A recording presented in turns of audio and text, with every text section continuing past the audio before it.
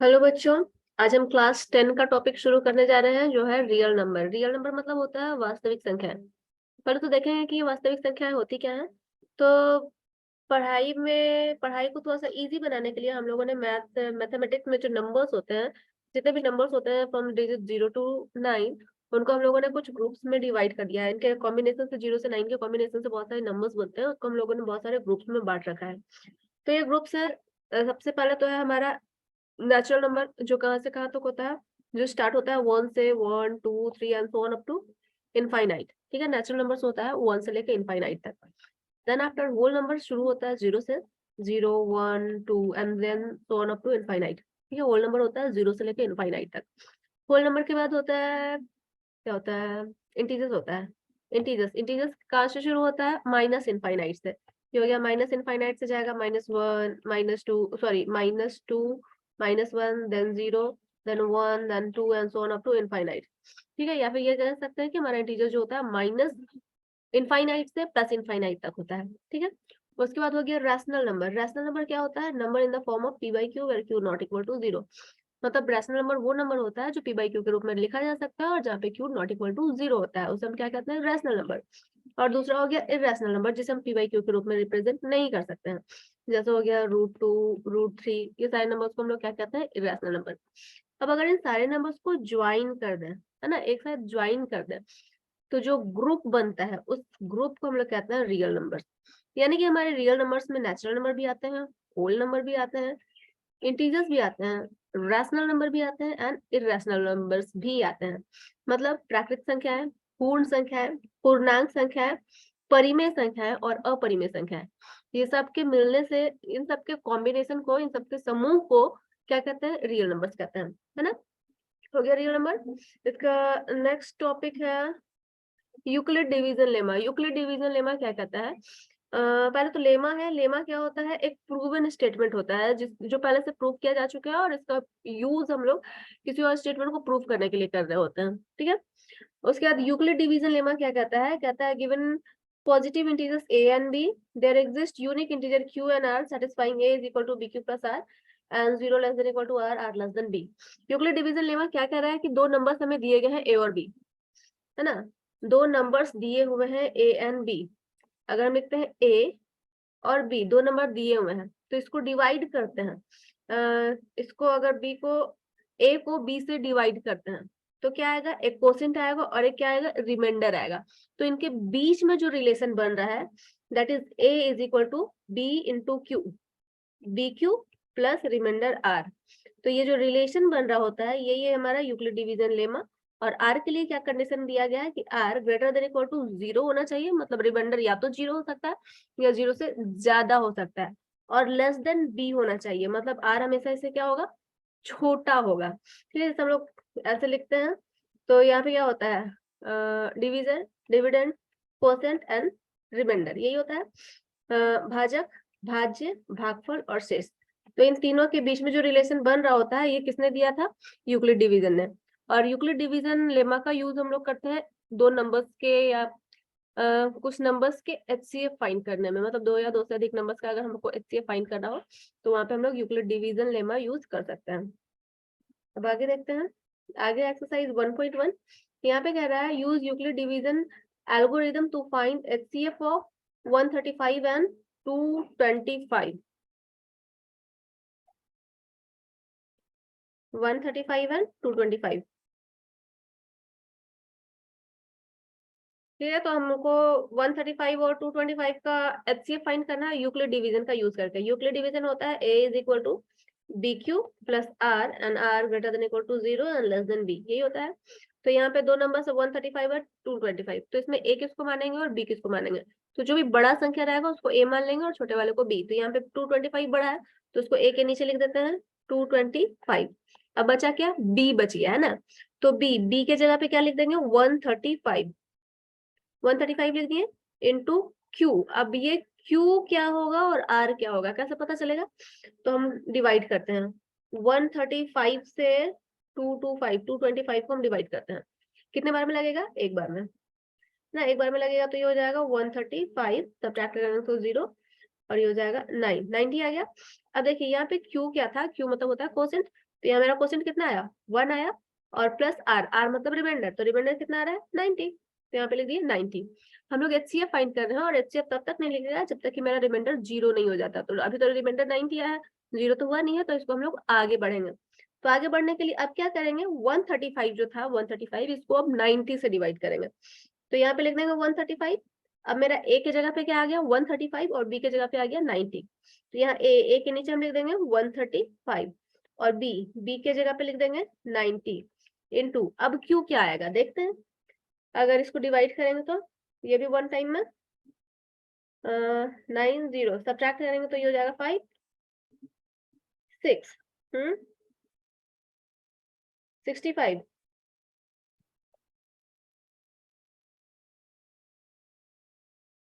इसको डिवाइड कर रहे हैं, नहीं यहाँ पे 13 में से 9 सब्ट्रैक्ट करेंगे तो ये हो जाएगा 45 हो गया। अभी क्या कर रहे थे, 135 को हम 90 से डिवाइड किए है ना, तो 90 से डिवाइड किए तो मेरा क्वोशिएंट कितना आ गया 1 आ गया, तो यहाँ लिख दिए 1, और रिमाइंडर कितना आ गया 45, तो यहाँ पे लिख दिए 45। ठीक, अभी भी HCF नहीं आया है, फिर इसको आगे बढ़ेंगे। आगे बढ़ेंगे तो 45 को बी ले लेंगे, और ए के जगह पे लिख देंगे ये 90। अभी जो 90 जो रिमाइंडर था वो मेरा अभी ए बन जाएगा। तो 45 90 को 45 से डिवाइड करेंगे, फिर 2 बार में लग जाएगा, और सॉरी 45 ये 90 हो गया, 45 दूना 90। अब ये कट गया, रिमाइंडर कितना हो गया 0 हो गया, है ना। तो यहाँ पे फिर से लिखेंगे 90 is equal to 45 into 2 plus 0। अब मेरा रिमाइंडर 0 आ गया, तो फाइनली मेरा HCF हो जाएगा 45। मतलब हम लोग जब division long division method apply करते हैं, तो जब लास्ट रिमाइंडर 0 आता है, तो जिस वाले डिविजर से डिवाइड किया था, यहाँ पे 45 से लास्ट डिवाइड किया था, तो रिमाइंडर 0 आ गया, तो इसका HCF हो जाएगा 45। Therefore we can write HCF of 135 and 225 is equal to 45। इस तरह से हम लोग दो नंबर्स का HCF निकाल दिए, और कौन सा मेथड से निकाले, तो यूक्लिड डिवीजन मेथड से। नेक्स्ट क्वेश्चन है, show that any positive odd integer is of the form 6q plus 1, 6q plus 3, 6q plus 5, where q is some integer। ये बोल रहा है कि हम लोगों को शो करना है कि कोई भी पॉजिटिव इंटीजर होगा तो वो 6q पॉजिटिव ऑड इंटीजर होगा, है ना, ऑड इंटीजर होगा तो वो 6q plus 1 plus 3 और plus 5 के फॉर्मेट में होगा। और इसको हमको यूक्लिड डिवीजन से प्रूव करेंगे, तो कैसे करेंगे, हम लोग के पास यूक्लिड डिवीजन बोलता है a is equal to bq plus r greater than equal to 0 and less than b, यही बोलता है। तो हम यहाँ पे b को मान ले रहे हैं 6। अगर b मेरा 6 हो जाएगा तो r का वैल्यू क्या हो जाएगा, greater than equal to 0 and less than 6 हो जाएगा। 6 क्यों माने, क्योंकि हमको 6q plus 1 6q plus 3 के फॉर्मेट में इसको रिप्रेजेंट करना है, इसलिए b का वैल्यू मान लिया 6। अगर b 6 हो गया तो a क्या हो जाएगा, a हो जाएगा 6q प्लस, अब r का वैल्यू क्या क्या रख सकते हैं, 0 रख सकते हैं, 1 2 3 4 5 तक रख सकते हैं, क्योंकि r क्या है लेस देन 6 है। तो 6q plus 0 रखेंगे। दूसरा 6q plus 0 कब होगा, जब r का वैल्यू 0 रखेंगे। सेकंड हो जाएगा 6q plus 1,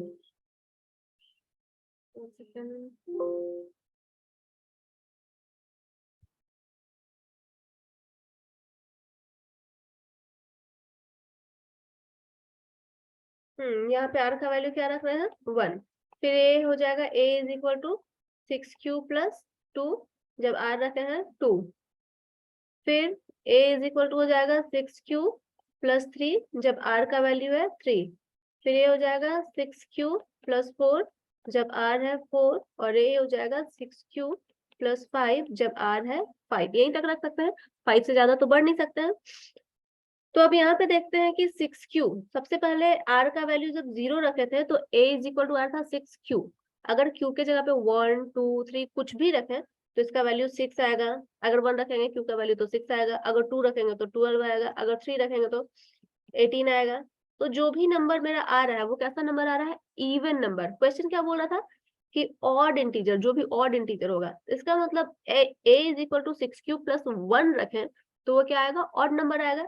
अगर q के जगह पे 1 रखेंगे तो ये हो जाएगा a 7, q के जगह पे 2 रखेंगे तो ये हो जाएगा 13, q के जगह पे 3 रखेंगे तो ये हो जाएगा 19।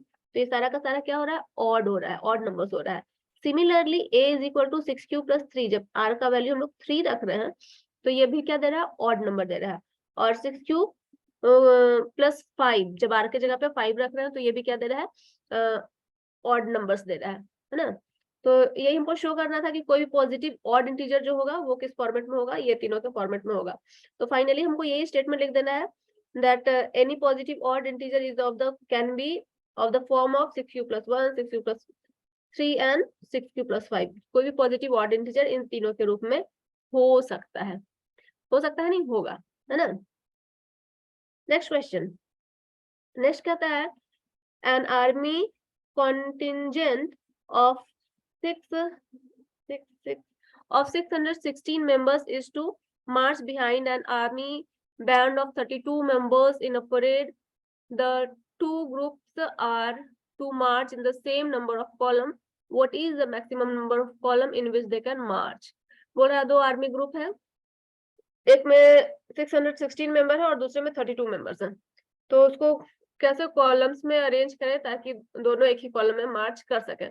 तो ऐसे क्वेश्चन के लिए कुछ नहीं करना होता है, हम लोग को क्या करना होता है, बस दोनों का HCF निकाल देना पड़ता है। किसका 616 का और 32 का।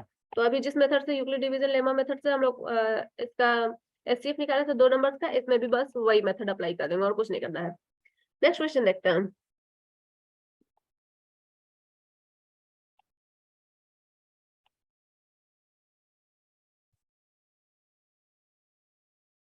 नेक्स्ट क्वेश्चन बोल रहा है use Euclid division lemma to show that the square of any positive number integer is either of the form of 3m और 3m+1 for some integer so that the नहीं, use Euclid division lemma to show that square of किसी भी number का अगर square लेंगे तो वो या तो 3m के फॉर्मेट में होगा या 3m+1 के फॉर्मेट में होगा। इसको भी यूक्लिड डिवीजन लेमा से प्रूव करना है। तो सबसे पहले Euclid division A is equal to BQ plus R where R greater than equal to 0 and less than B, यही होता है। तो यहाँ पे हम B का वैल्यू अज्यूम कर लेंगे 3, B का वैल्यू 3 मान लेंगे। क्यों मानेंगे 3? क्योंकि हमको 3m दोनों में 3m लाना है। तो B अगर 3 मान लेते हैं तो R क्या हो जाएगा, R लेस देन 3 हो जाएगा और ग्रेटर देन इक्वल टू 0, मतलब R का वैल्यू 0, 1 और 2 रख सकते हैं। ठीक है, जब R का वैल्यू 0 रखेंगे तो A बराबर क्या हो जाएगा, A बराबर हो जाएगा B 3Q हो जाएगा जब R क्या है मेरा 0 है, R इक्वल टू 0 है। A is equal to 3Q+1 हो जाएगा जब R 1 है, और A is equal to 3Q+2 हो जाएगा जब R क्या है 2 है ना।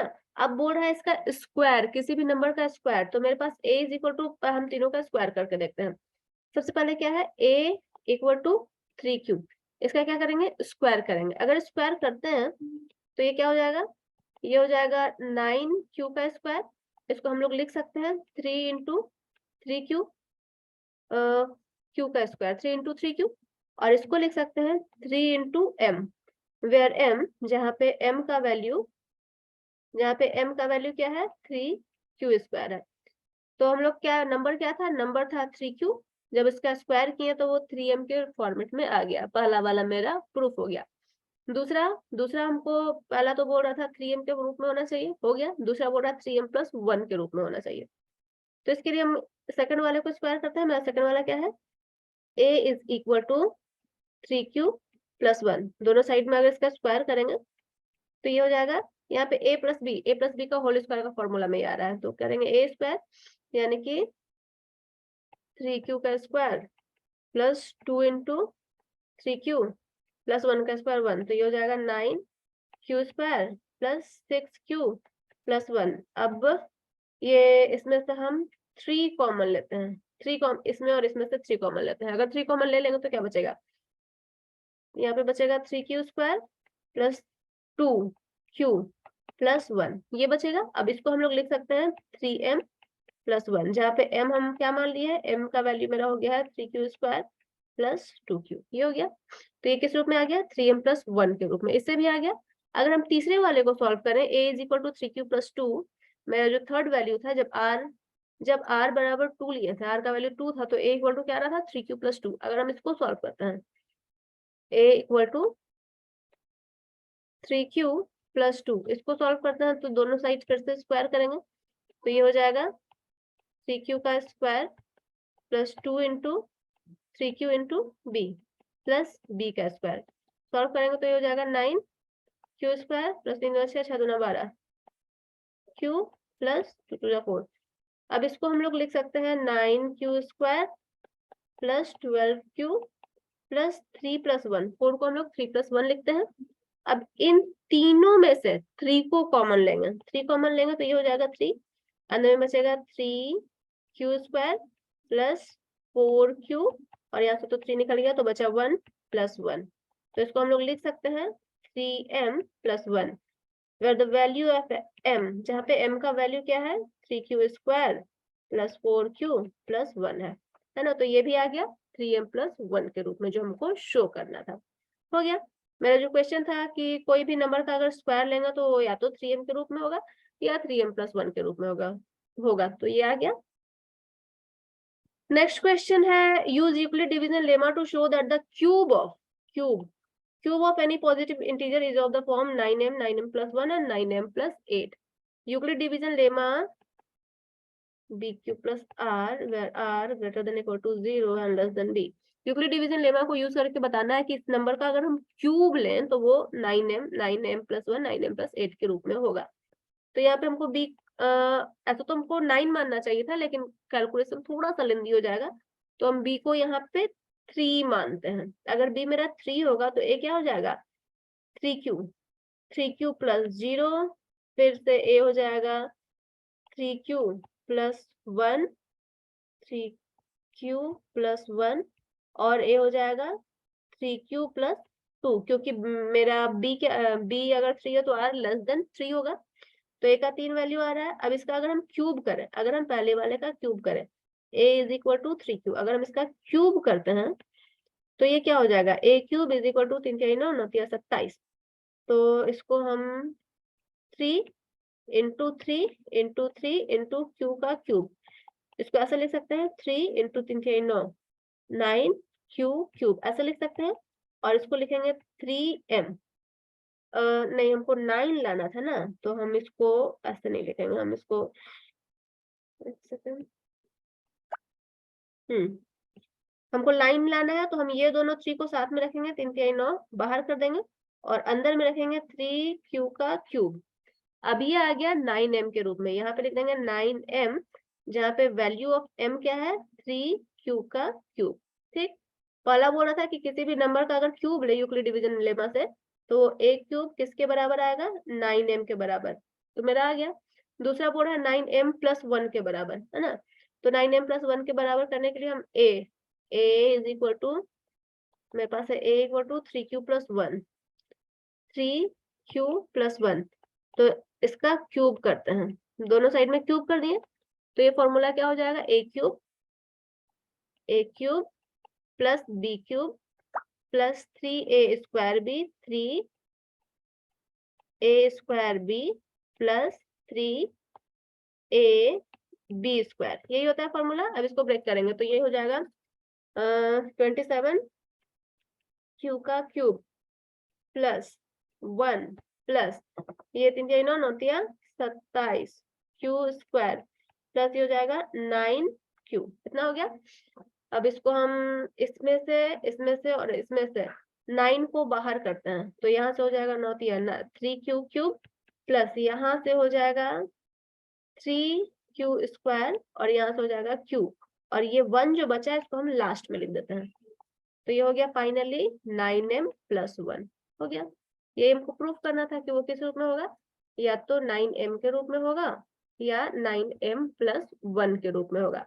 अगर ऐसे ही हम लोग इस वाले को करें a is equal to 3q plus 2, तो ये भी मेरा इस फॉर्मेट में आ जाएगा, 9m प्लस 1 के फॉर्मेट में आ जाएगा। ठीक है, इसके बाद तो fundamental theorem of arithmetic start हो जाता है, तो इसको हम लोग नेक्स्ट वीडियो में कवर करेंगे। अभी हम लोग क्या किए हैं, अभी हम लोग क्लास 10 का रैशनल नंबर, फर्स्ट चैप्टर है रैशनल नंबर, उसका फर्स्ट एक्सरसाइज किए हैं जो कि बेस्ड था यूक्लिड डिवीजन लेमा पर। नेक्स्ट क्लास नेक्स्ट वीडियो में नेक्स्ट टॉपिक में शुरू करेंगे, तब तक के लिए गुड बाय।